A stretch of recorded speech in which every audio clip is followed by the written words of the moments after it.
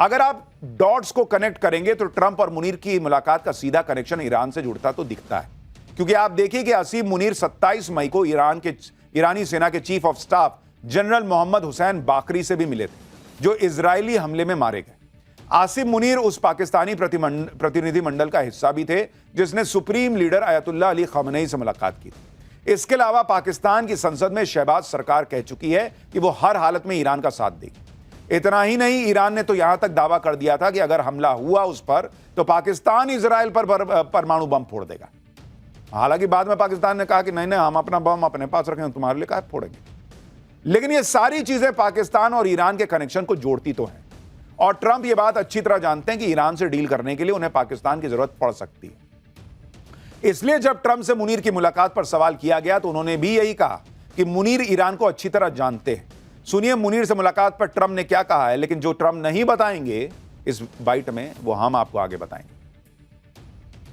They know Iran very well, better than most, and they're not happy about anything. It's not that they're bad with Israel. They know them both, actually, but they probably, maybe they know Iran better. But they see what's going on, and he agreed with me. The reason I had him here, I wanted to thank him for not going into the war, just, ending the war. Munir से मुलाकात में Trump ने Iran का जिक्र किया। यह भी बताया कि मुनीर ईरान को अच्छे से जानते हैं। इसका सीधा मतलब यह है कि बंद कमरे में ट्रंप ने मुनीर को कायदे से समझा दिया है कि अगर अमेरिका ईरान के खिलाफ युद्ध में कूदेगा तो पाकिस्तान को अमेरिका की साइड में खड़ा होना होगा।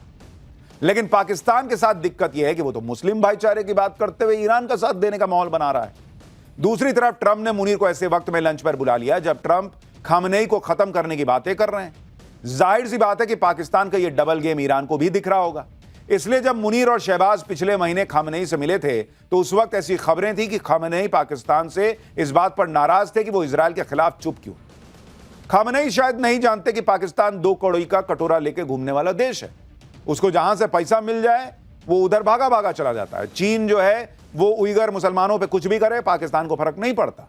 अमेरिका ईरान पर हमला कर दे, खamenei को मारने की बात करे, मुनीर वहां बैठ के लंच कर सकता है ट्रंप के साथ, उसको फर्क नहीं पड़ता, क्योंकि उसको इंडिया से बचना भी है और पैसा भी चाहिए, उधर से कुछ तो भीख मिल जाए। सोचिए जो अमेरिका ईरान को ठोकने के लिए बेचैन है उस पर ऐसे ऐसे बम गिराने के बारे में सोच रहा है, जो बम आज तक अमेरिका ने भी कभी किसी पे नहीं चलाए। उस अमेरिका के साथ मुनीर बंद कमरे में बैठ के लंच खा रहा है, डील कर रहा है, बिरयानी उड़ा रहा है, जबकि पाकिस्तान में वहां की संसद में लोग खड़े होकर ईरान के साथ जीने मरने की कस्में खा रहे हैं। पाकिस्तान की नौटंकी देखिए, उनका आर्मी चीफ ट्रंप के साथ बैठ के लंच कर रहा है। वहां संसद में नेता कह रहे हैं कि इजराइल को मिटा देंगे, मुसलमान होने के नाते ईरान का साथ देने की बातें चल रही हैं। पाकिस्तान की संसद में यह सब चल रहा है कि भाई ऊपर वाले ने कहा है कि भाई यहूदी जो है वो पत्थर के पीछे छिपेंगे और पत्थर बताएगा कि यहां यहूदी छुपा है, अब मुसलमान उसको मारेगा। इतना मुस्लिम यूनिटी है इनके लिए। अब आप मुनीर बताइए, बैठ के लंच खा लिया ट्रंप के साथ। बात मुसलमान के नाम पर यह सारा भाईचारा इनका सिर्फ कहने के लिए। पाकिस्तान को डॉलर दिखता है, डॉलर। असीम मुनीर को अपना मतलब दिख रहा है, भले ही इसके लिए पाकिस्तान बर्बाद हो जाए, क्योंकि दुनिया भर के एक्सपर्ट मान रहे हैं कि अमेरिका की गोद में बैठकर ईरान के खिलाफ जाना पाकिस्तान की बड़ी भूल साबित होगी। क्योंकि पहली बात, पाकिस्तान ईरान के संबंध बहुत पुराने हैं। पाकिस्तान के अमेरिका से करीबियां बढ़ाने की वजह से ईरान और चीन दोनों का पाकिस्तान के खिलाफ हो जाने का बड़ा खतरा है। दूसरी बात, पाकिस्तान से ईरान का बॉर्डर लगता है और बलूचिस्तान का भी ईरान से बॉर्डर लगता है। ईरान में अस्थिरता से बलोच इलाके में आजादी की मांग और तेजी से बढ़ सकती है। तीसरी बात, अमेरिका से पाकिस्तान की बढ़ती करीबियों को देखते हुए अगर ईरान ने स्ट्रेट ऑफ हार्मूज से पाकिस्तान की तेल आपूर्ति रोकी तो पाकिस्तान में तेल की कीमतें ऑलरेडी जो 250-300 रुपए प्रति लीटर हैं वो और बढ़ सकती हैं, जिससे पाकिस्तान में महंगाई और बढ़ सकती है। पाकिस्तान में एनर्जी क्राइसिस बढ़ सकता है। चौथी बात, एक्सपर्ट्स के मुताबिक पाकिस्तान सुन्नी देश है जहां 15% शिया आबादी भी है और ईरान शिया देश है। अगर ईरान की बर्बादी में पाकिस्तान का हाथ दिखा तो पाकिस्तान के अंदर भी एक धर्म युद्ध शुरू हो सकता है। यानी ट्रंप से ऑर्डर लेने की मुनीर की एक गलती की वजह से पाकिस्तान टूट सकता है, पाकिस्तान में गृह युद्ध हो सकता है। लेकिन मुनीर को कौन समझाए? इतनी बुद्धि होती तो ये भारत में आतंकवाद फैलाने की बातें कर रहा होता। यहां से पैदल है तभी तो ऐसी हरकतें करता है। यही सब देखते हुए पाकिस्तान के एक्सपर्ट भी मुनीर को कोस रहे हैं सोचिए भारत और पाकिस्तान के बीच कितना जमीन आसमान का फर्क है। एक तरफ नरेंद्र मोदी हैं जो ट्रंप को फोन पे मुंह पे सुनाते हैं कि तुम झुट्टे हो, तुमने कोई युद्ध नहीं रुकवाया। पाकिस्तान आया था गिड़गिड़ाते हुए, तब हमने उसको छोड़ा। और यहां पाकिस्तान वहां ऑर्डर लेने के लिए खड़ा है ट्रंप का। यहां सर बोलिए, जैसे वो होटल में आप जाते हैं लिखता है ना कि यहाँ 2 चिली चिकन 4 तंदूरी रोटी, उस टाइप से ऑर्डर लिया है ये मुनीर। और खाली ऑर्डर नहीं लिया है, और उस ऑर्डर में और क्या क्या है अभी आगे बताऊंगा। पाकिस्तान को ये शर्म भी नहीं आ रही कि उसके प्रधानमंत्री को ट्रंप ने नहीं बुलाया, उसके आर्मी चीफ को ट्रंप ने बुलाकर खातिरदारी की। ट्रंप ने मुनीर से मुलाकात कर कैसे ली, इंटरनेशनल लेवल पर पाकिस्तान की तगड़ी बेइज्जती हो रही है। इसे आप समझिए, ट्रंप के सीधे मुनीर से मिलने का मतलब क्या है। पाकिस्तान की सरकार सिर्फ कठपुतली है। शहबाज शरीफ सिर्फ नाम के प्रधानमंत्री हैं, शहबाज की कैबिनेट में सिर्फ नाम के मंत्री। पाकिस्तान में सब कुछ तो सेना चला रही है, यह आज क्लियर हो गया फिर से। पाकिस्तान में मुनीर का सिक्का चल रहा है। और कमाल की बात है कि ट्रंप और मुनीर की मुलाकात में विदेश मंत्री मार्को रूबियो, मिडिल ईस्ट में यूएस के स्पेशल प्रतिनिधि स्टीव मौजूद रहे।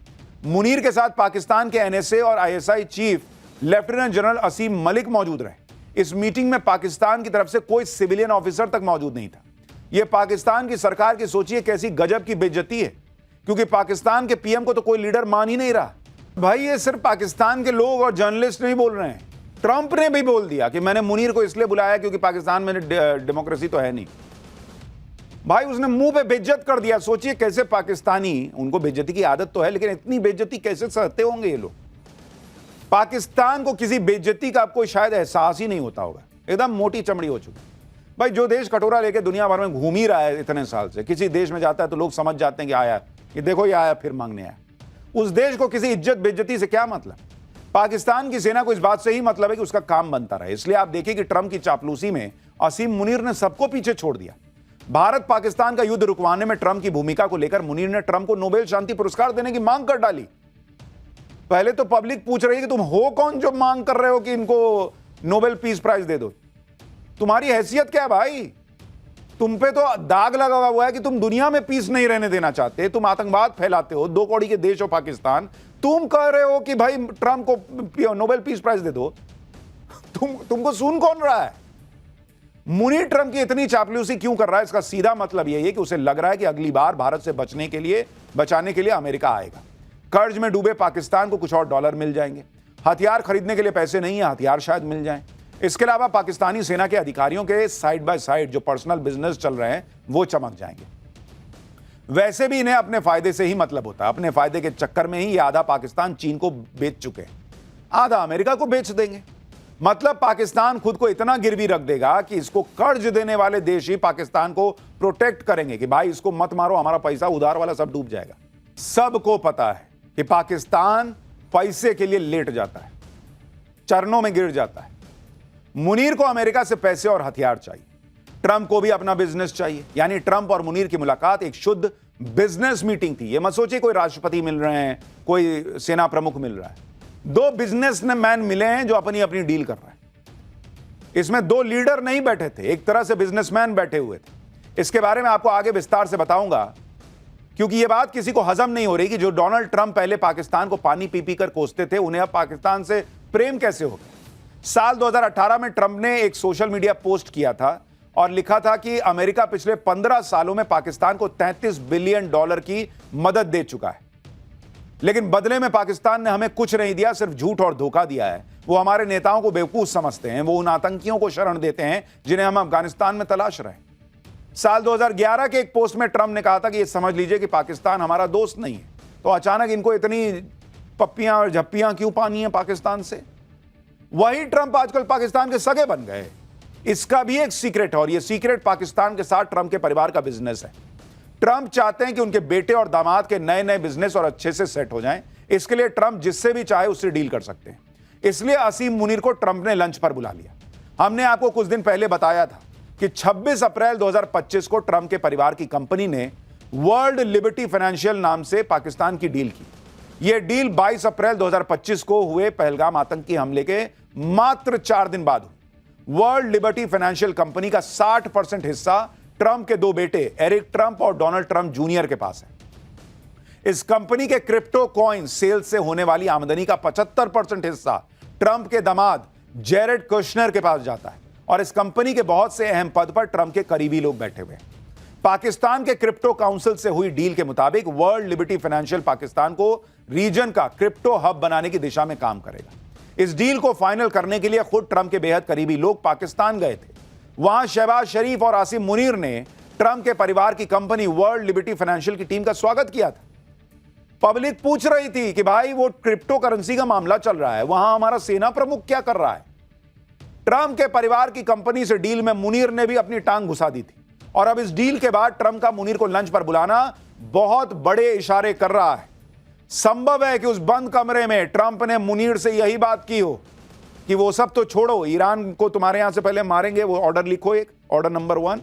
दूसरा लिखो कि भाई हम तुमको पैसा भीख देंगे और इंडिया ऐसे देखेंगे, अगर मारेगा तो देखेंगे, मोदी ऐसे सुनते नहीं।